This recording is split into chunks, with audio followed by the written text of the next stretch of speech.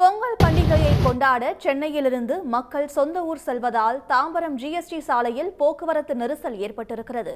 கூடுதல் விவரங்களை செய்தியாளர் ஜெய்சங்கரிடம் கேட்கலாம். ஜெய்சங்கர், போக்குவரத்து நெரிசலை கட்டுப்படுத்த என்ன நடவடிக்கை எடுக்கப்பட்டிருக்கு? மேலும் வேறு என்ன மாதிரியான மாற்று பாதைகள்லாம் இருக்கு? அதாவது சென்னையிலிருந்து தென் மாவட்டங்களுக்கு செல்லும் முக்கிய நெடுஞ்சாலையா உள்ளது ஜிஎஸ்டி சாலை. அது திருச்சி தேசிய நெடுஞ்சாலை என வண்டலூரை தாண்டினால் திருச்சி தேசிய நெடுஞ்சாலை என்பார்கள். ஆனால் இங்கு எப்போதுமே பொங்கல், தீபாவளி போன்ற முக்கிய பண்டிகைகளில் கடும் நெரிசல் ஏற்படும். இப்போது கோயம்பேட்டிலிருந்து பேருந்து நிலையம் கிளாம்பாக்கத்தில் மாற்றப்பட்டாலும் கிளாம்பாக்கத்திலிருந்து அதிக அளவு வெளியூர் செல்லும் பேருந்துகள் செல்கின்றன. இதனால் அங்கு கூடுதலாக நெரிசல் ஏற்பட்டாலும் எப்போதும் வழக்கம் போல் இங்கே பல்லாவரம், தாம்பரம், குரோம்பேட்டை மற்றும் பெருங்குளத்தூர் இந்த பகுதியிலும் நெரிசல் ஏற்படுகிறது.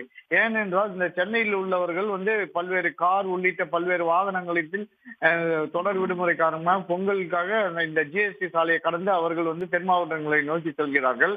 அதே வேளையில் பணி முடித்து திரும்புவோர் மற்றும் பல்வேறு ஜவுளி கடைகள் மற்றும் பல்வேறு பொருட்கள் வாங்கறதுக்காக அதிக அளவு வாகனங்கள் மற்றும் மக்கள் நடமாட்டம் காரணமாக சென்னையை நோக்கியும் அதிக வாகனங்கள் வருகிறது. இதனால் இந்த சென்னை புறநகர் பகுதியிலான பல்லாவரம், குரோம்பேட்டை, சானிட்டோரியம் மற்றும் தாம்பரம் மற்றும் பெருங்குளத்தூர் உள்ளிட்ட பகுதிகளில் இரு மார்க்கத்திலும் கடும் போக்குவரத்து நெரிசல் ஏற்பட்டுள்ளது.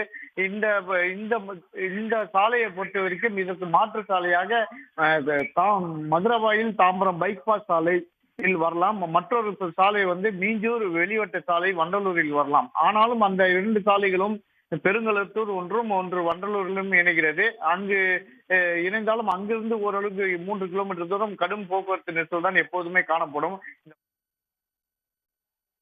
விவரங்களுக்கு நன்றி ஜெய்சங்கர். உடனுக்குடன் செய்திகளை தெரிந்து கொள்ள சன் நியூஸ் பெல் ஐகானை கிளிக் பண்ணுங்க.